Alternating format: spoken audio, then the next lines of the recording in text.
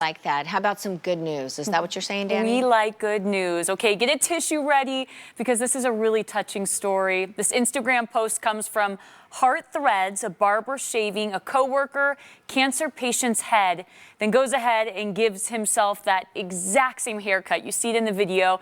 As you may imagine, this post is getting a lot of notice on social media, showing that you can find good news out there if you just look for it. He's just in tears. That is a great story. And actually, we found it's pretty easy to find good news. There are great people everywhere you look. I mean, everywhere. There really is. Sometimes it just takes looking and opening your eyes. But seeing something like that is so encouraging. And it just gives me so much hope to see just like the love out there, you know?